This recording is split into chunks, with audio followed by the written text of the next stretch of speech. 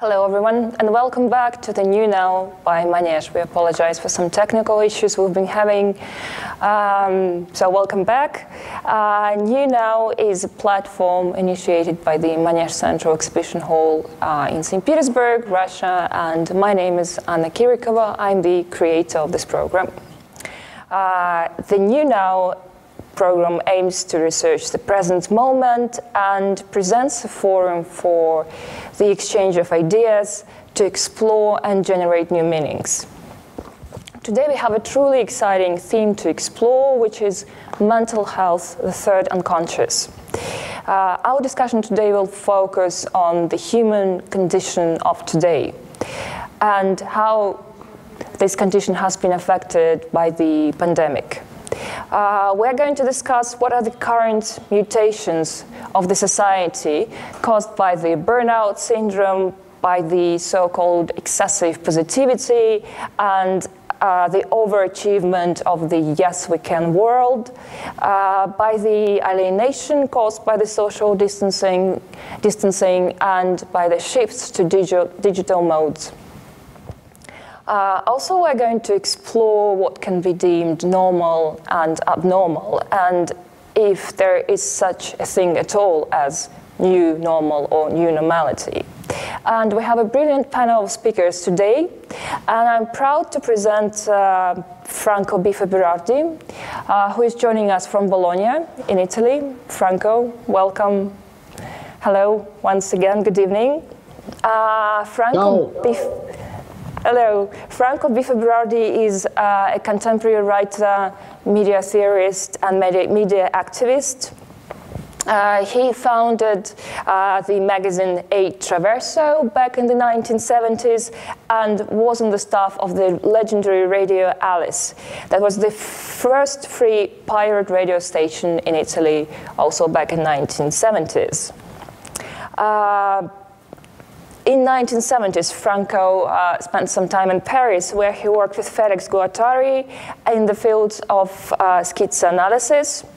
And he has been a contributor to numerous international magazines and wrote such seminal books as The Uprising and Heroes. His third book, that actually gave the name to the discussion as well, is called The Third Unconscious. The Psychosphere of the Viral Age is coming out this year.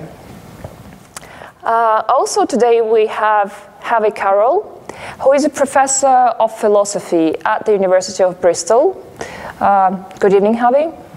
Hello. Hello, great to have you with us. Thank you. Havi is the author of Illness, that was shortlisted for the Wellcome Trust Book Prize, and of Life and Death in Freud and Heidegger. And Havi's third monograph, entitled Phenomenology of Illness, was published in 2016, and in the same year she was selected as a Best of Bristol lecturer. So Havi, welcome. And our moderator today is Alexander Vileykis, who is philosopher and social science researcher, and Alexander is joining us from Moscow. Good evening, Alexander. Good evening, Anna. Good evening, colleagues. I beg a pardon for such technological issues. I think it's the best illustration of how unstable the world we are actually living is, because such minor mistake from a technology and we have to spend like 10 minutes to fix it. So I beg a pardon for this delay, and I'm very pleased to start a discussion in such brilliant company. Today's discussion is about the mental health, third unconsciousness. We will be talking about the collective unconsciousness, the psychological state of modern society, the world around us, the traumas we will have to live together through. Today's talk is not an attempt to diagnose a specific person from the psychological side of view. It's not about mental health in a purely individual sense and the various practice of self-help, psychological counseling, and the effectiveness of medication. Our discussion is about society as a whole, its attempt to have a diagnosis not from one man, but from the whole society we live. the state of us that each of us finds ourselves when faced with depression, burnout, and anxiety, and the causes, social, economical causes, and other kind of causes to which leads to such situation. The main line for today's discussion is the link between the social and economic development, the COVID-19 pandemic, modern lifestyle, and psychological states of the population. First of all, I want to invite our speakers to give a short introductory speech voicing the main thesis of their today's talk. And let's start with Havi Carel. Could you tell us more about your research about the effects of COVID-19 of societal mental health? Havi, thank you. Yes, thank you, Alexander. I'm going to share my slides first of all, and then talk for about 10 minutes about the, I guess, social mental health effects of social distancing. There we go. Okay. So I hope you can see the slides and see me as well. So just to say, this is a project ongoing with a team of researchers from the UK and Japan. I will say everybody's names at the end.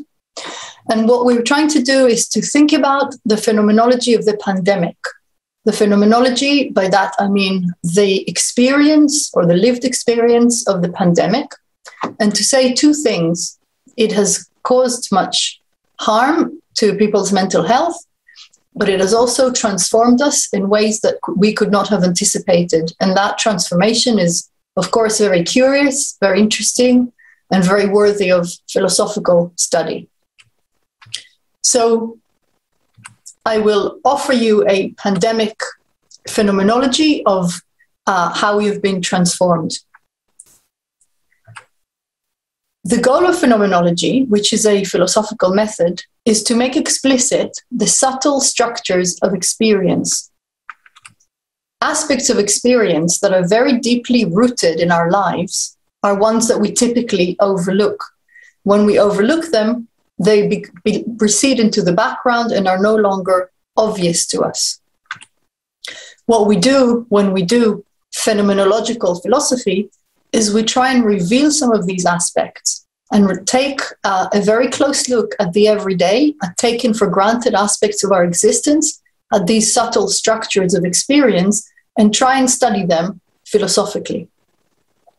So I will use this method to try and describe what I earlier referred to as transformative experience.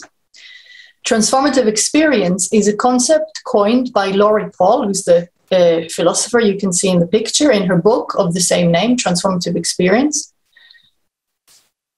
And she defines it like this: many of these new and unknown experiences are life-changing or dramatically, personally transformative. We only learn what we need to know after we've done it, and we change ourselves in the process of doing it. So a transformative experience is an experience that changes us profoundly.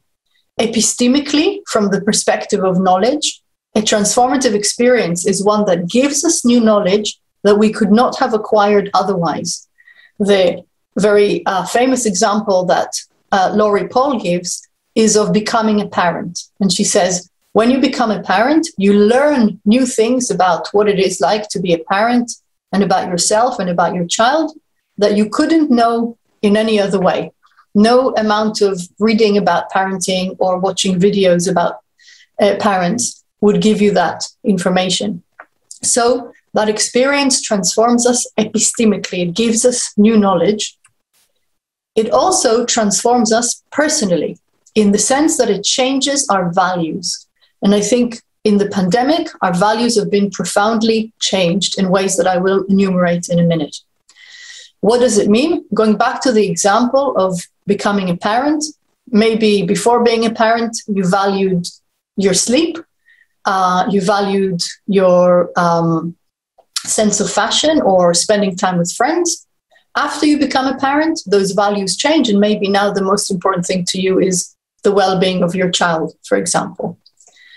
A transformative experience is one that is both epistemically transformative, because it gives you new knowledge, and personally transformative, because it gives you new values. And we cannot anticipate in advance what this new knowledge and these new values will be.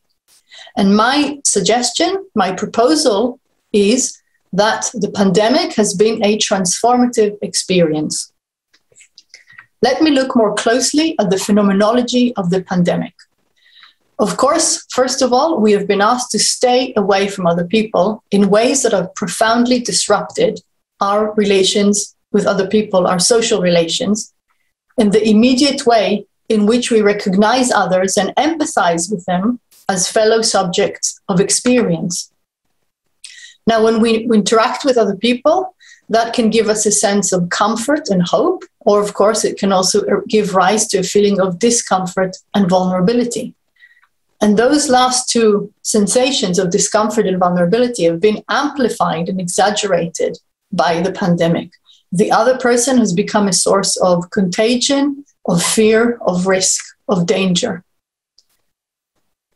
We are embodied, we are creatures or entities who live in our bodies, and we are very fundamentally what the philosopher Martin Heidegger called a being with, Mitsein. We are fundamentally connected to other people, both in embodied and unembodied or beyond the embodied way.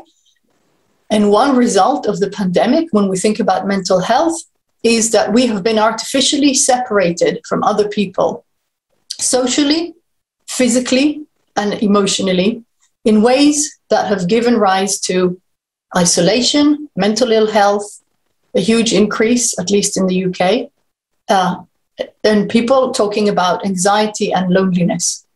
And if you think about the ways in which we now regiment how we interact with other people, for example, in the picture, you can see the students sitting apart from each other, the people standing on the yellow line at a fixed distance from each other. You can see how artificial that is compared to how we were before. So on this slide, you can see children playing before the pandemic, and then children painting in a socially distanced classroom. And what we can see is that the interpersonal relations and how we interact with other people have been all of a sudden made salient or become very obvious to us because of the disruption of the previous natural way in which we interacted with other people. So what the experience of social distancing has done, it has made obvious to us the kinds of norms we had for interacting with other people. For example, how close do you stand to somebody else? What is a polite distance to stand from somebody else? Are you allowed to touch people you are not on very intimate terms with? What happened with social distancing is that all these norms we have and the background structure of our social interactions has been disrupted and changed. And the norms of interaction, for example, how close do you stand to somebody, that were once taken as given are suddenly gone. If you think back, here is just a brief example. The handshake, which has been the most, I think, common way of meeting other people and greeting them, has all of a sudden become forbidden by the pandemic. And you can see in these images, people hesitating, pulling their hand back, people being unsure about the handshake or refusing the handshake, as in the case of Angela Merkel.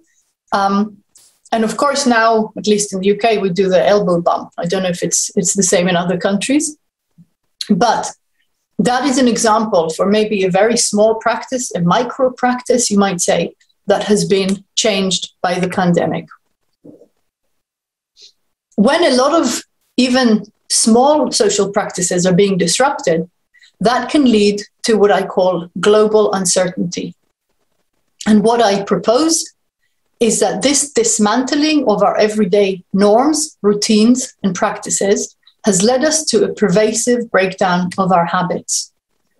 The norms that were lost, the routines that were disrupted, and the structure that was changed altered many things about our life, and also, very importantly, our sense of time or temporality.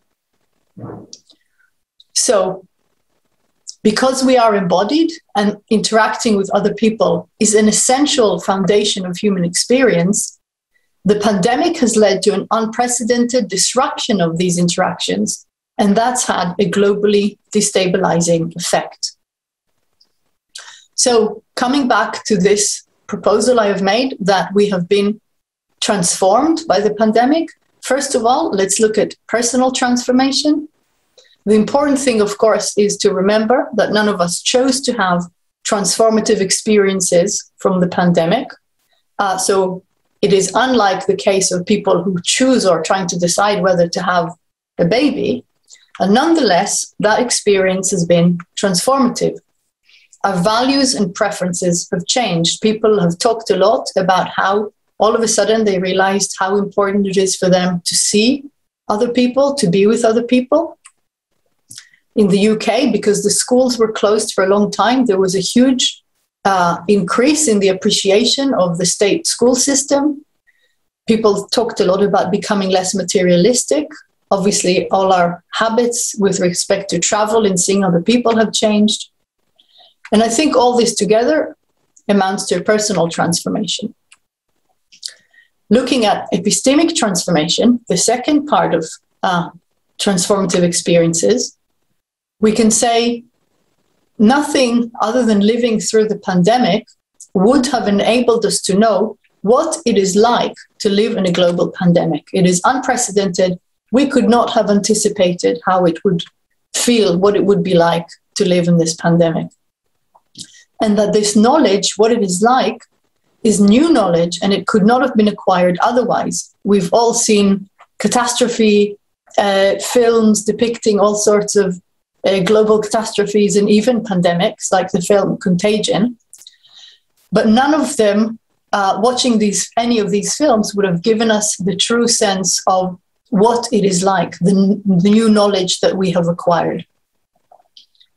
So, has the pandemic transformed us? I think it has transformed us in the form of what you might call a collective trauma, a trauma that is shared, that is lived. We've all lived through it, are still living through it, but has also been very differentially experienced by different people in different countries, different people in different situations. And very much was said about people's financial hardships as a result of the pandemic, the difference between people who could stay at home and those who had to go out to work, and people who worked in healthcare, for example.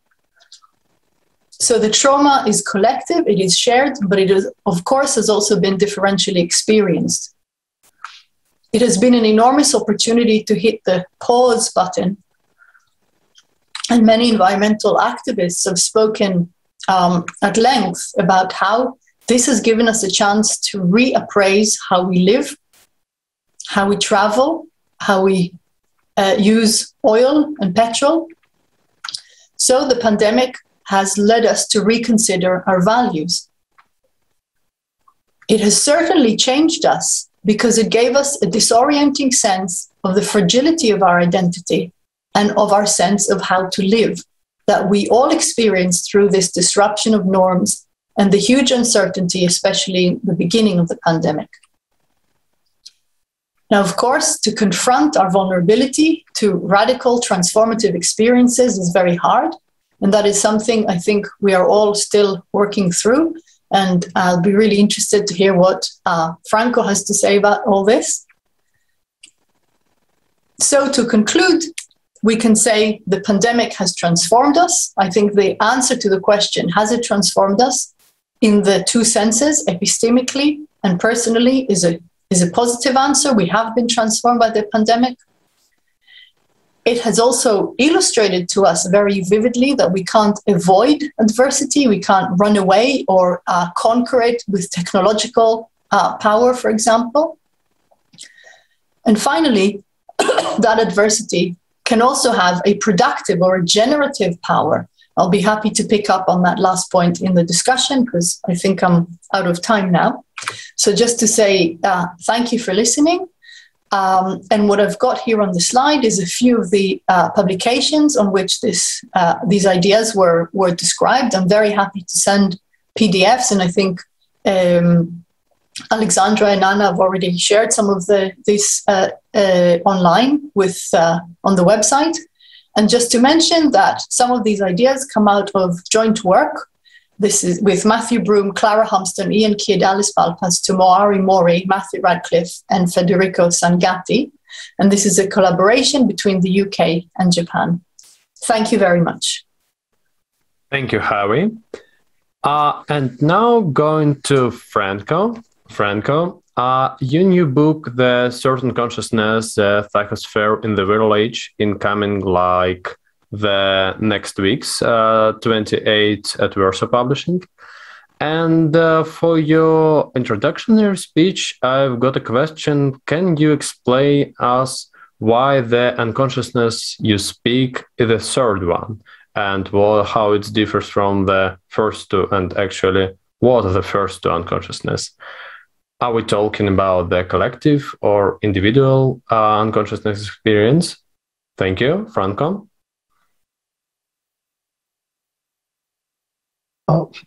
First, I want to tell you what I've done during the last 18 months or so, since February 2020, when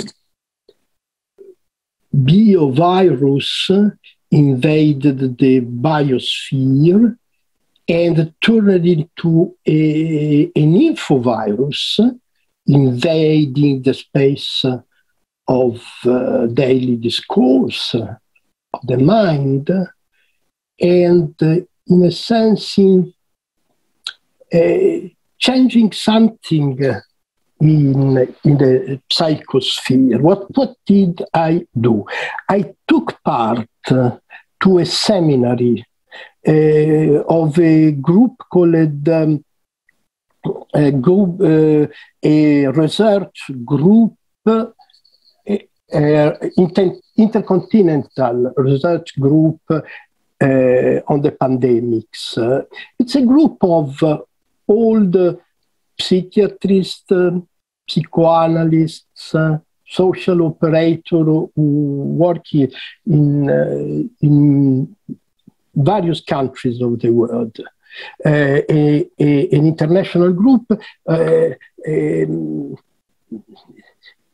with around 30 persons from Chile, Argentina, Brazil, Mexico, Spain, Italy. Every week we meet in Zoom, of course. We meet twice, 2 hours on Wednesday, 2 hours on Saturday, and we discuss about what is happening in our surrounding. So, some of the members of our group spend their days in a mental health clinic or in a help center for young people and so on. Psychiatrists, what do they do?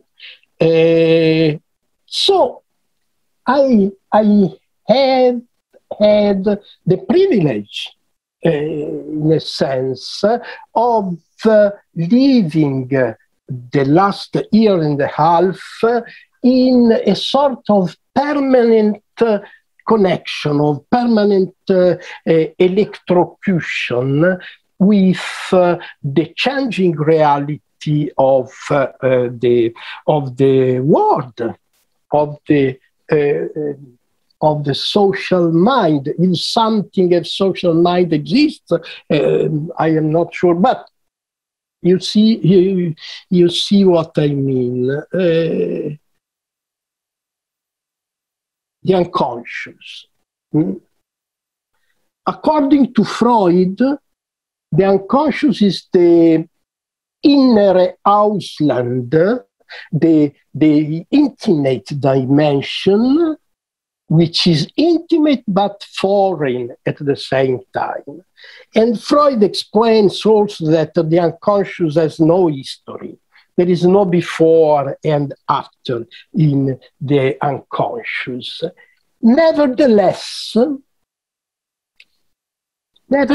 something changed in the imaginary field in which our mental activity dwells, and from which the collective unconscious comes out. This is, so you see, I am not a psychiatrist.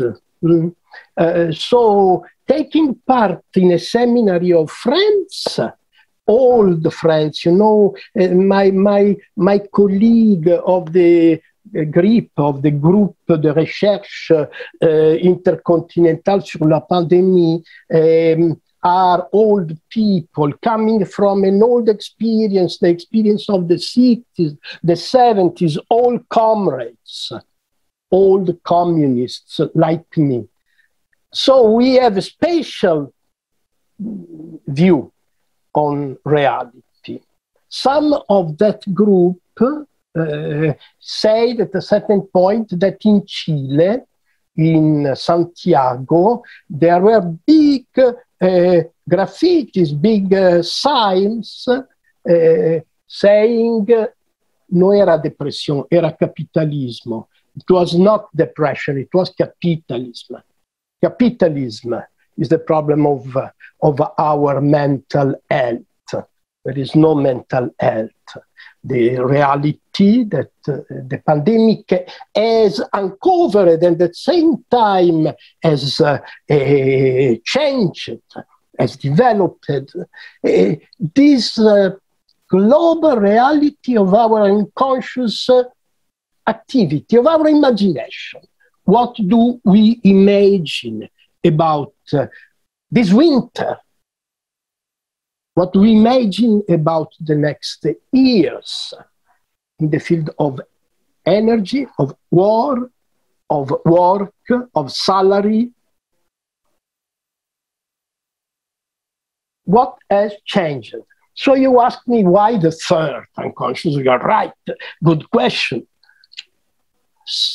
When Freud defined the first unconscious, he said that the unconscious is a sort of repository where we put all the images, the experiences that we are not allowed to live in real life, in the disease of civilizations, civilization and its discontents is the English title. In that book, written in 1927, Freud says,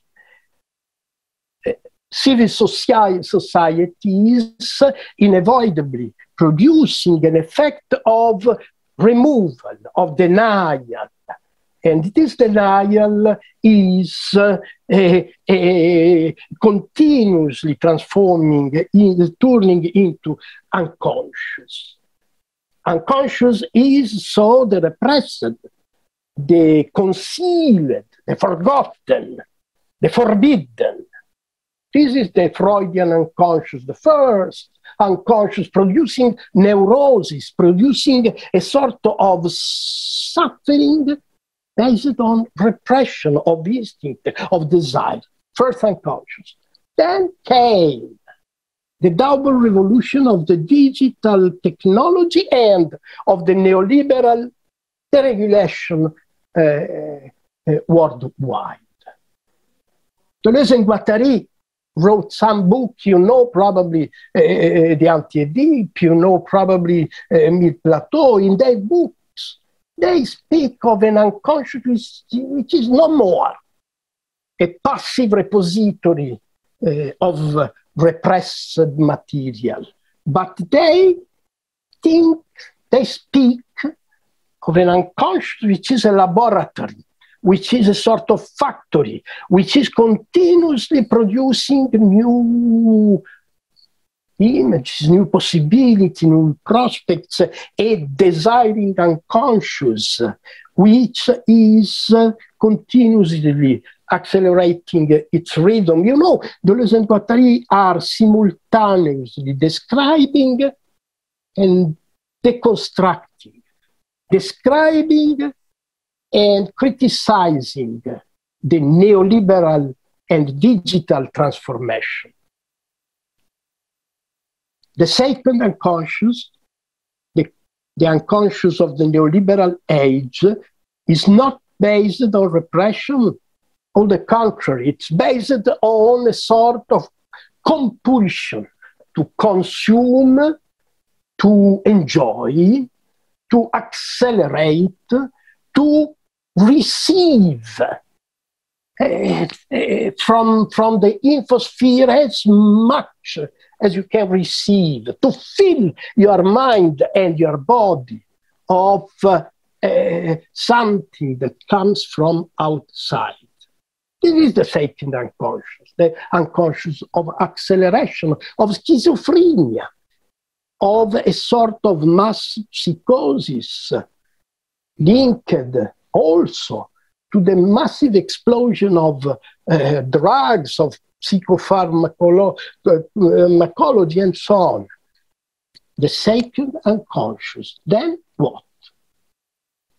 Then we are stepping beyond the sort of threshold, the threshold of the pandemics. Carel has perfectly explained what's the phenomenology of this threshold, of this transition is. Now, the problem is to imagine what is beyond the threshold. I don't know. I just remember a sentence told by the Canadian Ministry of Health in September 2020. She said, and I am not blaming her for these words, just I am listening. She said, skip kisses. And in the case you have sexual relations, do not forget to wear the sanitary mask.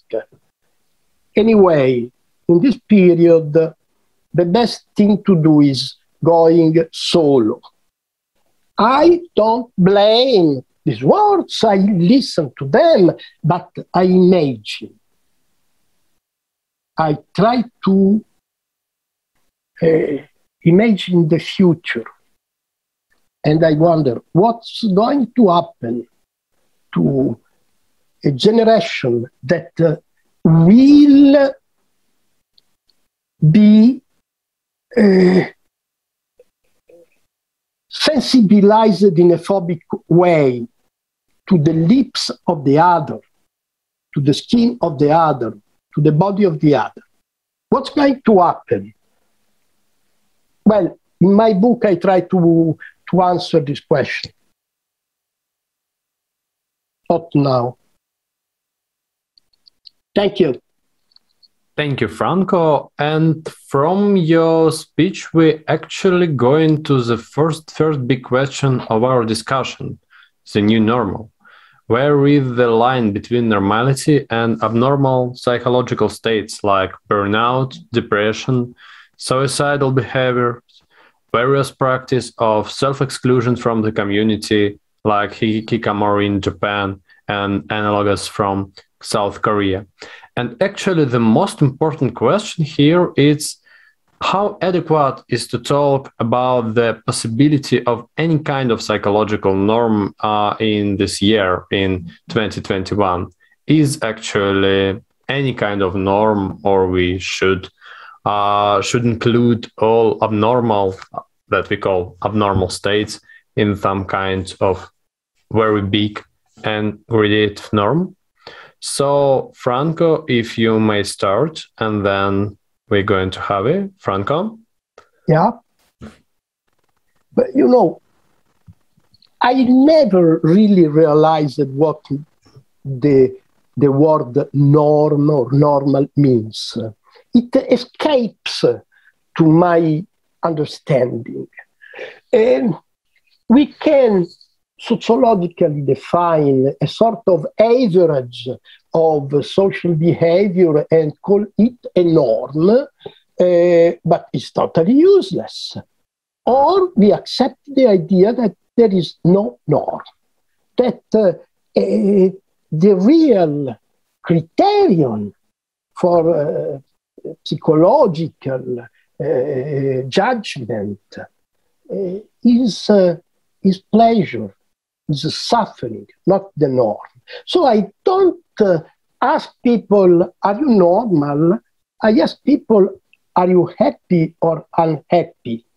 What I see in my surroundings, when I see reading the newspapers, what I see watching movies in Netflix, is that unhappiness is spreading enormously in the world. Is it the effect of the pandemic? Yes and not. Well, frankly, not so much. It is the effect of the capitalist dictatorship in the planet. It is the effect of the perception that democracy is an empty word, that work is turning into slaverism everywhere, that our life is every day more precarious. This is the reason why depression is spreading. Yes, the pandemic has been an accelerator of everything. It has created nothing by itself, the pandemic, nothing new. Only an enormous acceleration of violence, of geopolitical chaos, of psychopathology, of loneliness, of depression, of disequality. Yes, but this is capitalism, not the pandemics. Thank you, Franco.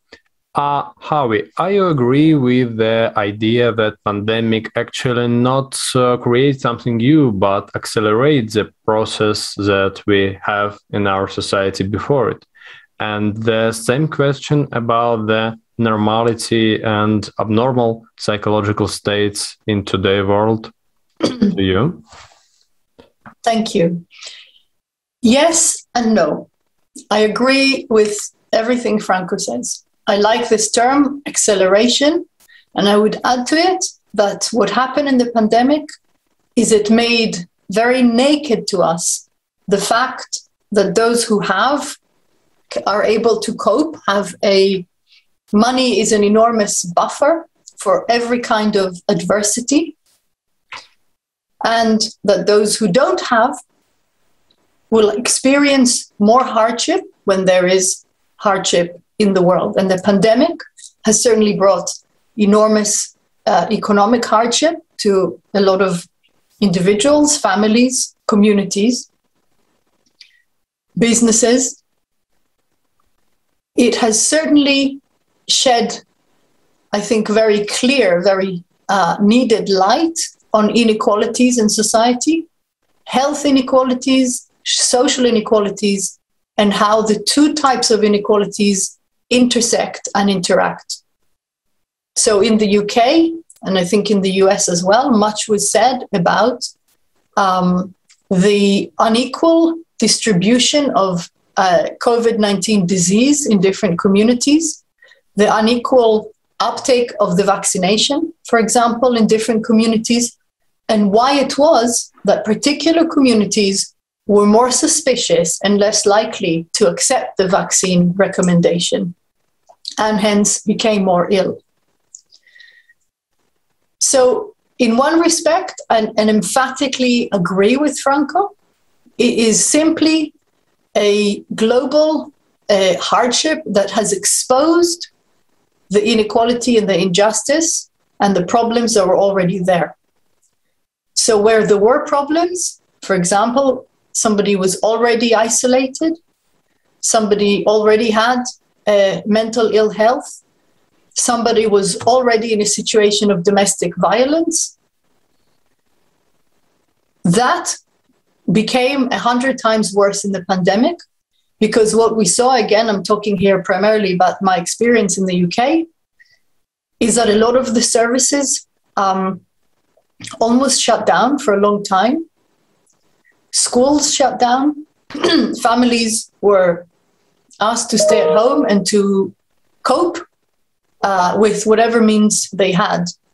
And much was said, for example, about the difference between homes where each child has their own bedroom and has their own laptop, and homes where there was not even an internet connection and people all shared one bedroom. So this is the yes. But I also think the pandemic is a novum, is something new that we have not seen before. The level, the intensity, the surprise, the chaos, the death toll was indeed unprecedented. It has been the most significant global event since the Second World War. And it has also, I think, it brings to us, going to the second part of your question about the normal and the abnormal. It really makes, again, very clear that there are two views you could adopt. You could say, well, normality and abnormality are just two ends on a spectrum. And all we really do is move along the spectrum, but they are on a continuum. A second view says normality and abnormality or pathology are qualitatively, experientially, phenomenologically, and ontologically different, in the sense that what normality gives us is a familiarity, a sense of being at home, a sense of, if you like, homeliness or comfort or feeling settled. And what abnormality gives us is the disruption of all that. And we can think about an analogy to illness here in order to make that clear. The healthy body is one that moves in the world with ease, freedom, and familiarity. The unhealthy or the pathological body is a body of uncanniness, of anxiety, of doubt. And in those respects, I think it is actually the second view that I subscribe to. The normal and the abnormal are not two ends of a spectrum. The abnormal is qualitatively profoundly different to the normal. And I think the pandemic conditions were distinctively abnormal conditions. Thank you. And going from this point of discussion to our current situation, to the situation in a pandemic. In modern society, in modern Western society, in mass consciousness, most of people actually have the idea of some kind of norm and normality to which they want to return or live in. So psychological health and psychological care, it's incredibly popular topic. Nowadays, working with psychotherapists, taking some kind of medication, or actually the taking care of yourself, having the health and mental healthy way of life, it's not only very popular, but pretty normal and pretty respectful part of life of Western society. But as we speak before, most of roots, most of causes of these psychological states that people actually suffer came from pandemic, came from socio-economical development and capitalism. And so that's why I think the psychological health can only work with a symptom, not with the root of this problem. Am I correct here? I have the very, very bright example of what I'm talking about. It's some years ago, Timothy Morton, American philosopher, started a big scandal when he, in a Twitter, writes that if Mark Fisher, a philosopher who commit suicide because according to him, he can't live in such capitalistic and meaningless world. And Timothy Morton writes that if Mark Fisher took his pills, he actually would be alive today. And it was such a big scandal. And I think it's a very dramatic but good example of the difference between caring of roots and carrying the symptoms of the situation. So my question is, can psychological problem be treated this way during the psychotherapy, during the medication, or actually taking care of yourself, or we should work with the roots of this problem? So if you're ready, we may start from Havi and then go to the Franco. Thank you. Yes, that's a really interesting point you raise. There are different perspectives, I guess, to be taken. And I think just to invoke one idea that comes from Stoic philosophy, the only thing we control in this world is not how things are, but how we respond to things. And again, you might say, oh, this is just a form of quietism. This is a form of passive acceptance of everything that comes and to happen around us. But you can also say a different thing. You can say that sense that I control how I respond to events rather than controlling the events themselves can be a profound political stance. So the question might be, was this person's, I'm not familiar with the details of the case, so I'll say hypothetically, is the action of committing suicide as a form of opposing this person's sense of a meaningless world, is that a correct, or as the Stoics would say, a rational response?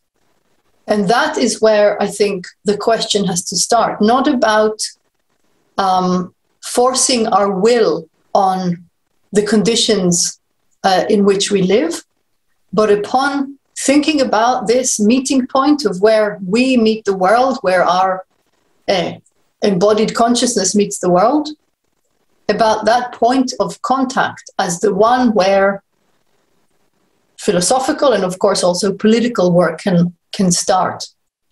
So the question of individual unhappiness or misery versus the objective facts of how the world is a big and complicated one. But I'm not convinced that that particular interpretation of how the world is, a world that is meaningless, for example, that is a statement about the world at all. It seems to me to be more a statement about my experience of the world. So the Stoic suggestion here might be to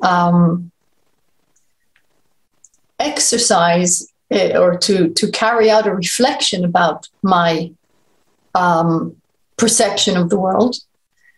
So that's what I have to say about that. But just to go back to something Franco said earlier about wanting more and wanting to be happy and to have lots of things. I mean, that in itself seems to me to be symptomatic of the culture, roughly speaking, that we live in today.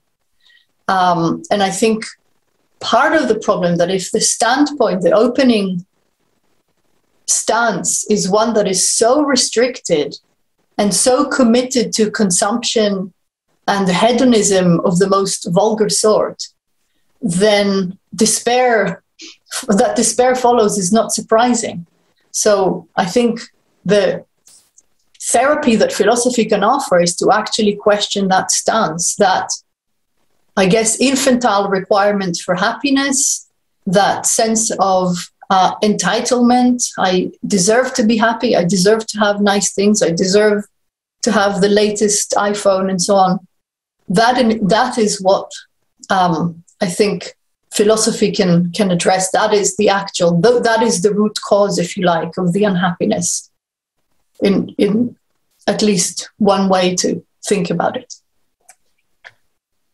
Thank you. I think you made such important point, and thank you for the excursion in the Stoical perspective of way on the self-care. So, Franco, the same question about healing the roots through psychiatry, through medications, or some kind of self-care, or carrying the symptoms. Franco? Yeah.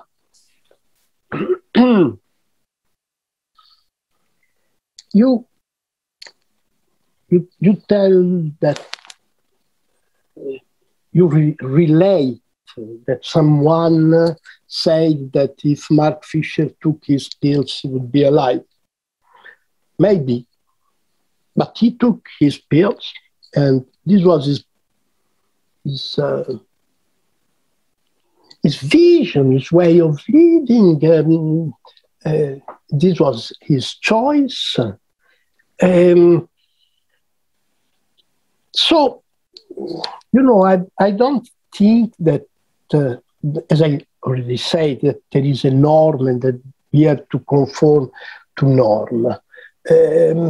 I like the Stoic suggestion, absolutely, but also I try to put the Stoic side close to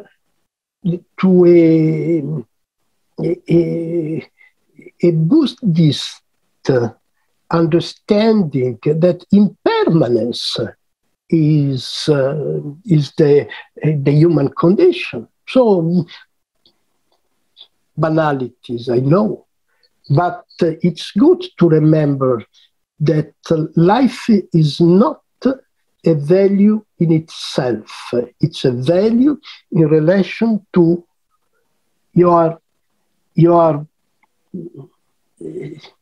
relation, your being in that life. But let's go back to the present, because we are talking of the suicide of Mark Fisher. I remember I was friends with Mark. We shared some. We took part in some panels 10 years ago or so, and I remember that we spoke about despair, obviously, and I told him that, in my opinion, despair is something of the brain, of the understanding. It's not something of the body. It's not something of the heart. We have to despair and be happy. That is the simple game. But Mark did not agree with me. But the question now in the context is, but what is going to happen beyond the pandemic threshold? What is going to be at the psychological level the lasting effect of it? It's known because we start having some some figures, some statistics. We know that suicide has increased, particularly among young persons. We know that panic crises have been multiplying and so on. But the point is, what in the long run? And my fear is that that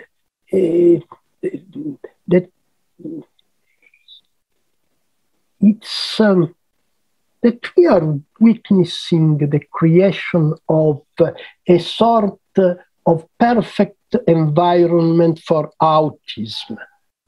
For autism. I remember a novel by Olivia Butler, titled The Parable of the Sower.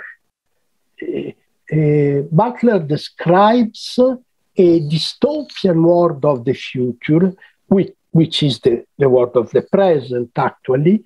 The book has been published in 1983. And she describes the dystopian America of the future, in which violence, misery, destitution are so widespread that the healthy behavior is autism, is not recognizing the existence of the other, is not perceiving the emotion of the other. And the novel recounts the story of a young girl, Lilith, who is seriously sick. She is perceiving the sorrow of the others. She is perceiving the happiness if any happens. She perceives and she feels and she suffers because others are suffering. Empathy. This is in danger nowadays, and I think this is the worst case scenario for the psychological landscape. But you know, autism is perfectly complying with capitalism, because the autistic transformation is not the disturbing or destroying functional behavior. You can be perfectly functional and be unable to recognize the existence of the emotions of the others. That is my despaired vision, but I also remember what said Maynard Keynes one day. He said, you know, the unavoidable never happens because the unpredictable prevails. So I am waiting for the unpredictable. Thank you, Franco. We actually have a question from our chat. The question from Alexei. I will actually read it because it's in Russian, so I read it pretty slow. It's question for both of you, and it's question about the borders, the borders, the personal borders in modern world. Is actually it's actually normal to have so much in private life, or life should be very public, very open to whole world, because we have lots of social media and other resources which give us so much publicity that humanity do not have ages before. So the question of what happening with our privacy in modern world. So Probably we start from Javi, if you're ready. Thank you. So just to clarify, so the question is, what has happened to the notion of privacy? Yes. In the day in which we live. It's a very good question. I think there are we experienced two extremes simultaneously. We experienced privacy, maybe pathological privacy, in the sense of isolation, of loneliness in the pandemic, right? Because again, at least in the UK, we spent many, many months just being told to stay at home. And that has been, for people who are in families, created problems that families have, but people who lived alone obviously had to only have themselves for company for a very long time. So we have that as one extreme. And then, of course, we have social media as, at least superficially, the other extreme, where you are with other people all the time. Your phone is beeping, messages are coming in, people are posting things, people are sharing things. Again, one of the practices that I always find funny is when people take photos of themselves and put them online. And there was a UK commentator who said, "Are you worried that you will forget what you look like?" And of course, there is a lot to be said about that, the superficial form of connection. And there is also, I guess, something to be said for the fact that it was our only form of connection for many, many months. And that has certainly taken its toll on people. A lot of people have said things like, "I'm more used to just talking to people on Zoom. I find being in a room with other people strange." I think we really have gone through, as I said, a very profound transformation that will not be undone. It is a permanent experience we have all collectively lived through. So in that sense, privacy has become both amplified and abhorred, or the consequences of extreme privacy have become clearer to us. I can say more about social media, but maybe I'll hand over to Franco, because I'm not sure how if that will take us too far from the topic of the discussion. Thank you, Javi. Franco, what do you think about what's happening with privacy in today's world? Also, the word privacy, I never really realized what means privacy. I think that the effect of the digital transformation, of the connected transformation, is a mutation in our perception of the body. And the problem is that mutations sometimes are painful. The mutation that we can say, we have said already that the pandemic is essentially an acceleration. Because this tendency towards a separation of desire from the body was already underway in the last 2 decades.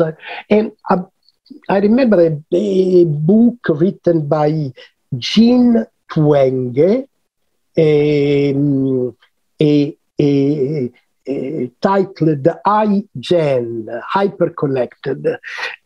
In this book, Twenge, it's a book of figures, statistics, numbers. What has changed from the point of view of how many hours do the millennials spend in front of a screen, and she links the increase in the consumption of virtuality with the parallel increase in depression, in panic crisis, and so on. I see the contemporary Facebook affair, employees criticizing and also accusing Facebook of provoking effects of psychic suffering in the Instagram users, and so on. I mean, it's something that we know very well. It's something that it's already wide known. The problem is that it's not Facebook that is making us alone. I'm sorry to repeat myself. It's capitalism. Facebook is quite simply the place in which our loneliness, our precariousness, our inability to feel the other as a friend, our instinct to competition, to permanent war in the field of work, in the field of sex, in the field of daily life, this is fueling our anxiety. And Facebook is of course, I know, the Facebook is only the container. No, it's not only the container, it's also the producer of an effect of multiplication, of loneliness, of competition, of aggressiveness, and so on. But let's not mistake this point. The digital technology is not guilty of something. Capitalism is guilty of everything. I'm joking, of course.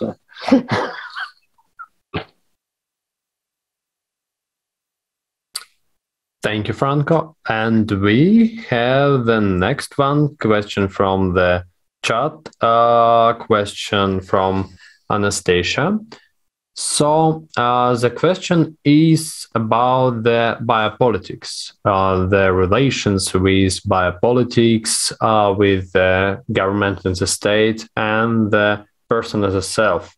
How they change the borders and limits of freedom of persona and personal people during the COVID pandemic, during the last year, during the last years and development of technology, how they change the situation with biopolitics in today's world.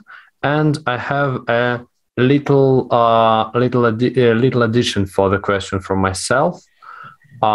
It's a question of the border between the psychological helps and some forms of punitive psychiatry, because even nowadays in some countries punitive psychiatry really exists and actually exists. I read a book from one very talented singer and violin player. She have to spend some time in kind of punitive psychiatric hospital during the mid first decade of 20th century year. So it's actually something that exists, and now and where is the difference between psychology as a help and psychology is punitive correctional practice. So maybe we start from you, Franco. Well, the the pandemic storm has been the condition for a biopolitical transformation of power.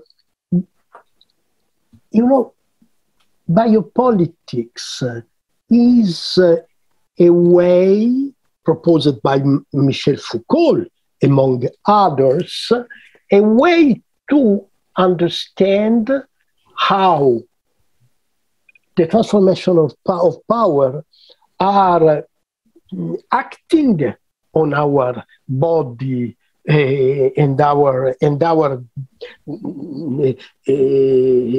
perception of the body, but also the other way around. Also, how our body can relate to the political and technological environment. The problem is that during the pandemic, we have been, so far, in a condition of inability to deal with this biopolitical. What should we do? This is the question. Should we refuse the vaccine? Should we refuse the sanitary measures? Of course, no. That's not. But at the same time, we are denying, or we are not elaborating enough the psychological and social effects of these measures. I mean, the sanitary measures have saved the life of millions of old people like me. But we should also wonder and ask ourselves, how many young people have been killed, have been suicided, have been depressed, have been panicked by the sanitary measures themselves.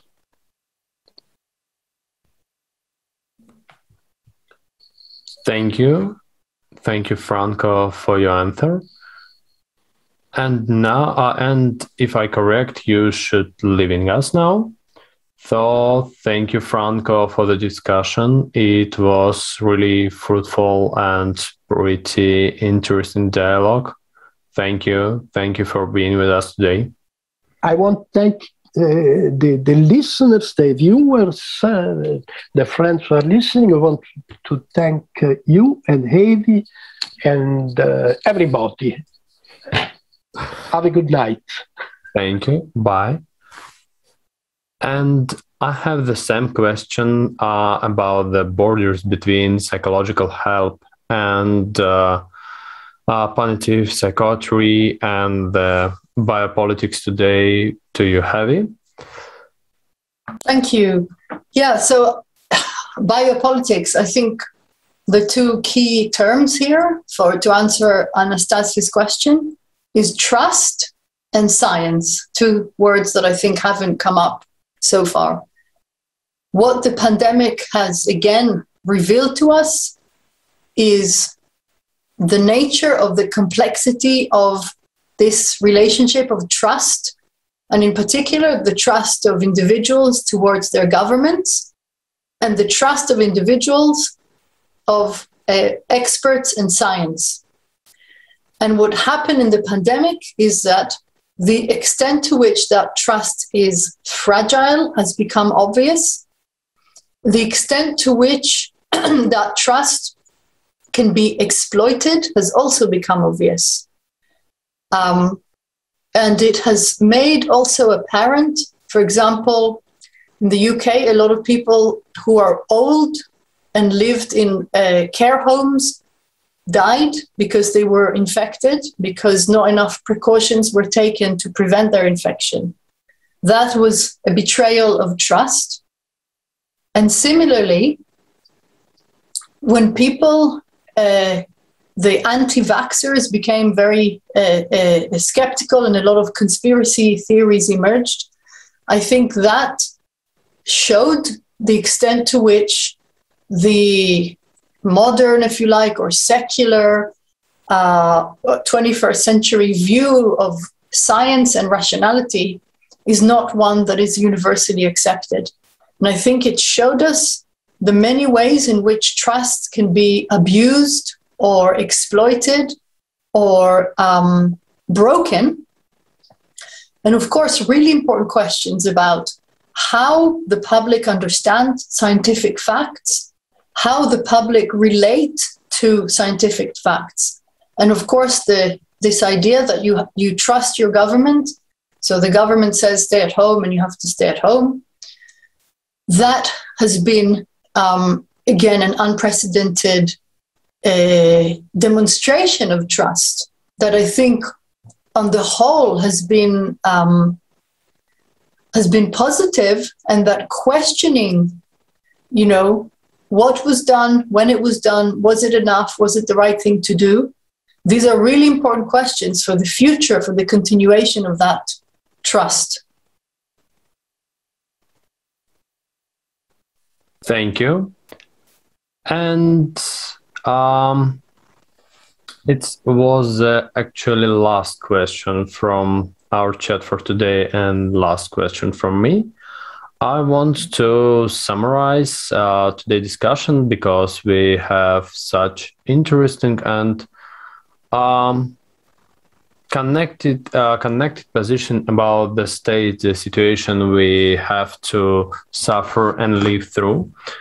I think the question of was the pandemic, the optical lens which only catalyzed the situation that capitalism and all other factors from social economic development only to improve or get worse situation, or the pandemic was something new to create new traumas, new dangerous psychological experience, and new normality, is the question that we have some answers, and is the question that every of us from our audience will have to solve for your own and have to think from today evening or the next time.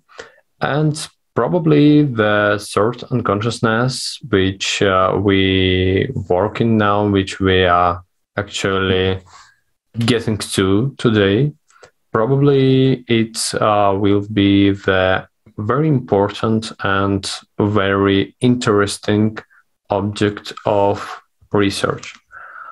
I think it's all from my side of view, and thank you all for being with us today. Thank you all from the audience, and thank you, Havi, for being us today. And Anna, the floor is yours. Thank you, Alexander. Thank you, Havi. Thank you, Franco. It's been a pleasure having you today. Well, of course, this is just, a little bit of the conversation of this very general, very broad topic. And the New Now program will continue to research on some of the themes that we came across, your discussion today, like the limits of freedom, privacy, truth, and probably post-truth, the effects of the pandemic and social distancing. All of the themes will be taken up in our future sessions. And I would like to thank you once again and to invite you to our next session that will take place in a month, in November. And this session will be based around the theme of ecology and environmentalism. And it will be a great opportunity for us to hear from Lucia Pietrusti, who is a practicing curator on general ecology from the Serpentine Galleries in London, and from Suzanne Dalival, who is a climate just creative and a lecturer in environmental justice. And also we're going to see a little bit of Vivian Westwood in this session too. So thank you very much. I would like to remind you that online you will find a curated list of supplemental materials to do more full-fledged immersion into the topic of today. So please join us online at newnow.manege.com for more materials, and in several days you will also be able to rewatch the video of today. So thank you very much all. Thank you, Alexander, Havi, Franco, and see you all in November.